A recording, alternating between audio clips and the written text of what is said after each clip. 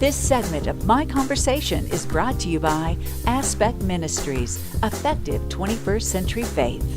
Well, good morning once again. Hello, good to be with you. I'm Jason Hurst from Soft Rock 98.9 and the Jason and Terry Morning Show. Coming in on Sundays to host My Conversation, a show that highlights all kinds of people here in the Central Valley, businesses, entrepreneurs, and special people like a sponsor here. Is a great guy on the show every single week. It seems like Michael Bogart, Aspect Ministries. Hello again, Jason. Thanks for being here once again. Oh yeah, it's always a pleasure. I love this. It's cool. So I know today we're going to be talking about different types of Christians, right? Yeah, well, you know, I don't know if you've had the experience in your own life where you meet a fellow Christian. Right.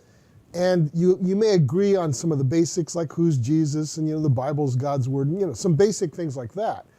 But then you find out that there's a real difference in the way you even see how your Christian faith works out in everyday life. And I've wondered about that over the years. So I came up with what I think are at least some description of why that happens. Okay, I know you got like some sort of graphic we're putting up here today, right? Yeah, the graphic has to do with, this is something I developed.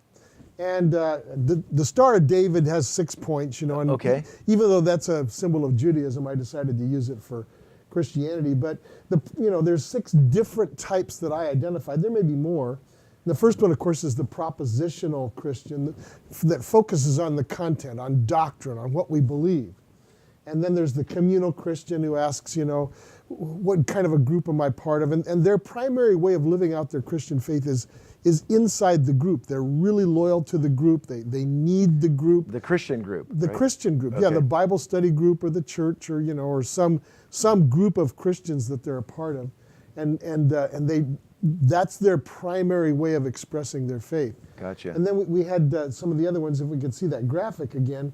Trying to think of the behavioral. How should we live? There are some Christians that the big emphasis is on correct behavior, and they sort of evaluate who's with them and who isn't in terms of lifestyle choices, Is that kind of a thing based on works, is what you're saying? Well, and I think many of those folks, at least the ones I know that I would put in that category, they understand that salvation is not by works. But still, a big part of their Christian life has to do with lifestyle choices and, how people sort of shake out into that. Right, their witness and stuff. Yeah, okay. And then, of course, there's the missional, which I put myself in that particular category. It's all about, 90% of Christian faith for people in the missional category is how do we represent Jesus in the world? I mean, and of course, I'm always thinking about that. How do I influence people? And that's part of the reason why I'm on this show. Right. Is how do I influence people who are, not yet maybe a part of the Christian faith or who really aren't confident in their walk with Christ. Yeah. And so the other two would be the experiential and the traditional. The experiential Christian is much more into experiencing God's presence and, and having answered prayers. It's all much more about how God's working in their lives and the lives of people that they're close to.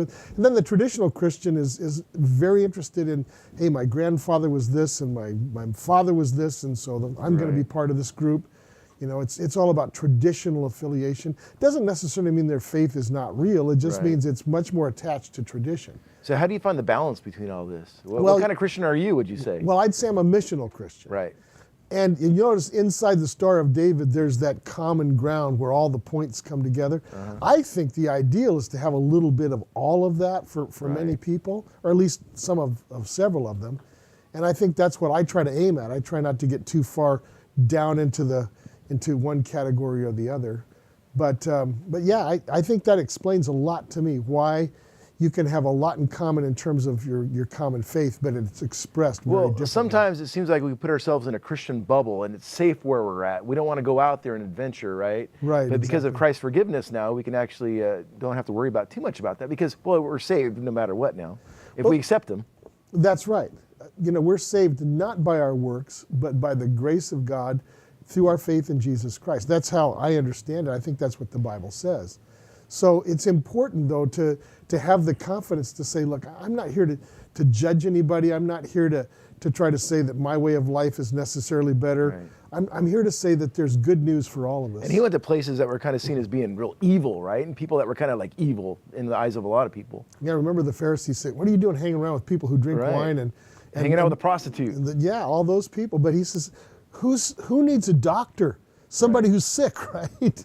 And I find that very, very directive in terms of my life. And he also liked to challenge the Pharisees too, the teachers, right? Yeah, he did. He got in trouble with the religious folks who, I guess, had forgotten what the point of all of that was, that God is in the business of redeeming lost, lost people into his kingdom. Where would you say most people in the church today would consider themselves as far as being that type of Christian? Which one? I think the church has every type in it. I mean, you know, you've got the, in fact, I was thinking about friends of mine and people that I know, and I was kind of trying to place them in categories. And I mean, I think the church has a lot of people that are very group oriented, so they'd be the communal type. There's a lot of content people, there's a lot of experiential people. So I think, you know, since God wins all types of people, you're going to find all those kinds in the church. Cool. You're all kinds of information every time you come on the show. So I know you got a website too you can go to, right? Or an email address to get a hold of you for all your supplies and actually arm us with this good stuff to go out there with. Well, go to the blogs tab once you get to the website. But the website is aspectministries.com. You'll see the blogs tab among the menu tabs up at the top. Go there. If you'd like to talk to me personally, email me at mike@aspectministries.com. And don't forget to come on our virtual Israel tour. That's right. That was the one that your wife did all the photography for, right? Yes, indeed. We're doing that through the month of April. That's cool. Getting good responses from that? Yeah. Yeah, people seem to like it so far. You can go there by sitting on your couch or in your computer room. You can be in Israel without leaving your home. That's cool. Michael Bogart, Aspect Ministries. Thank you so much for being on the show. And make sure you stick around because we're going to do a special tribute to Billy Graham, you said, right? That's right. Yep. Passed away this week. It's too bad. But we got a special segment coming up right after this. Stick around. This segment of My Conversation is brought to you by Aspect Ministries, effective 21st century faith.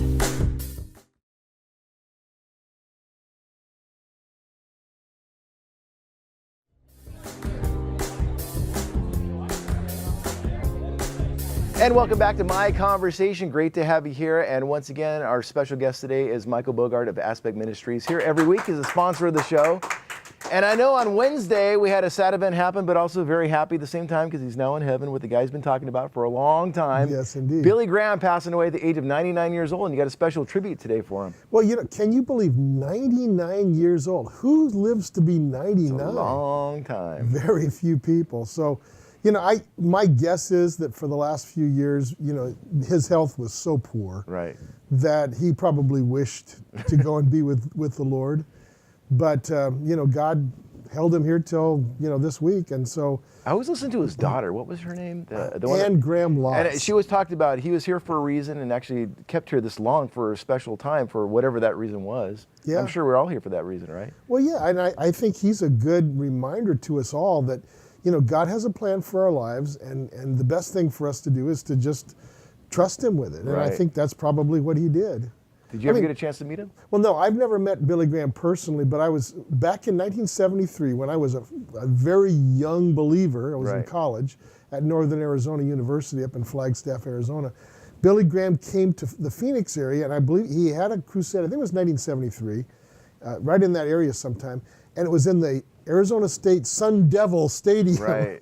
And a bunch of us traveled down from Flagstaff, and we heard him. And we didn't get to meet Billy Graham, but we met Cliff Barrows, who was his announcer and and so on. And he was very kind to us. I mean, he encouraged us as young believers That's to cool. continue on. And then, of course, in the 2001 crusade, or I don't think they called them crusades by that time, but in the 2001 Billy Graham extravaganza here in Right. Fresno. That was awesome at Bulldog Stadium. I was there. It was That's great. right. Were you there? Well, yeah, I was pastoring in Lemoore at the time, and I think it was 4 nights or something. And so we tried to get as many people as we could to come. We came every night for 4 nights. Right after 9/11 is what the Valley and the whole world needed at that time. Oh yeah, yeah. It was a month after 9/11. Yeah. And of course, even at that time, he was in a wheelchair. So I think he preached from a wheelchair. Okay. But it was very powerful. And you know, I always wondered.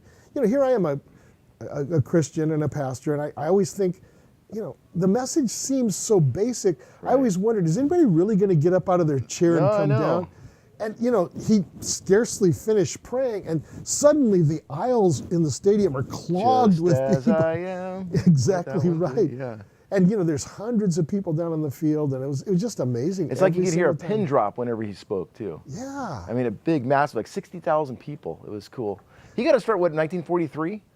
You know, I don't remember, but I think it was back in the 1940s. He was a young guy. A lot of people didn't think he'd amount to anything. Yeah. But remember, he had those crusades, I think, in the late 40s, and then it was, who was that newspaper guy? Hearst. Yeah. William Randolph Hearst decided to what he called Puff Graham. Okay. He told all of his newspapers across the country, Puff Graham, because for some reason he took a liking to him. Okay. So suddenly in the late 40s, Graham became this international Christian personality. Interesting. Whereas before he was just one guy with a tent, you know? That's kind of cool. And I think Billy Graham grew into that role. Of course, he counseled presidents, he prayed with leaders. You even brought some photos up here on display. So here he is with JFK, it looks like, right? Well, Kennedy, and of course there's Johnson, there's Nixon, and then of course Martin Luther King Jr. Oh, wow. And this is just a small sampling of the many world leaders. I mean, he was in Europe and Asia and Africa. He was all over the place, meeting with some of the most influential people of those days. Right. Oh, that's awesome. So, I mean, quite a guy. And, you always hear about these people who, they're Christians in public, but in private, that's not the way they were. Billy Graham was not that. It seems like over time, though, he was a little bit more like dynamic, kind of in your face, right? Then later on in life, he got a little bit more humble. And I think he even said that, too. Well, he was a very, I think, a humble man, a very teachable man. And I remember a story, I read a story about, it was a guy who printed some things for Billy Graham from time to time. He had a lot of printed material he sent out. I think it was a printer back in Minneapolis where Billy Graham's headquarters were. And he was not a Christian man himself. In fact, I think he was Jewish. But he wrote this glowing tribute to Billy Graham because he said, the Billy Graham folks, they always, it's not just business with them. They always really want to know about your family. And if you've been in the hospital, they want to know how that went and can they do anything? And they brought food over. And he says, and Billy Graham, the organization always paid their bills on time. And he just thought, it was really unusual. Very compassionate guy, it sounds like. And so, the lifestyle and the actions matched the words. I think what we've seen here is we have lost a great statesman. Kind of like America's pastor, right? Yeah, and really even the world's pastor. Yeah. Billy Graham was the spokesperson for the gospel that many, many people looked up to for, how many years? 60, 70 years? Oh, exactly. Something like that. It was As amazing. a pastor yourself now, what was your biggest takeaway from the works of Billy Graham in his life? I hope that in some small way I can have an impact like he did. I mean, obviously his is, nobody's going to touch that, but I'd like to be remembered as a man of integrity like he was. And of course, he had his ups and downs with his kids. I remember he said in that crusade back in 2001, he said his most devastating moment was having to bail his son Franklin out of jail. Wow. Remember when I think he was drunk driving or something. Like my pastor says, either like pastors' kids are in ministry or in prison. Well, yeah. It seems like. And of course, Franklin's been both now. His son Franklin was, I guess, in jail that one time, and now he's preaching, It's a lot of pressure. Yeah. Yeah, Franklin Graham, he's all over the place too. Yeah, he is. And I think doing a great job. What a legacy. Simple message too that Billy Graham has. Too. Yeah, it was so simple. It wasn't complicated. I think that's why he communicated with so many people. That's awesome. Yeah. Well, Michael Bogart, thanks a lot for being on the show once again. Again, Aspect Ministries is where people can find you, right? Yeah. Special contact info? If you want to talk to me personally, email me at mike@aspectministries.com. Go to our website. Right now we're doing a virtual tour of Israel. Love to have you come along on that. You don't even have to leave your living room.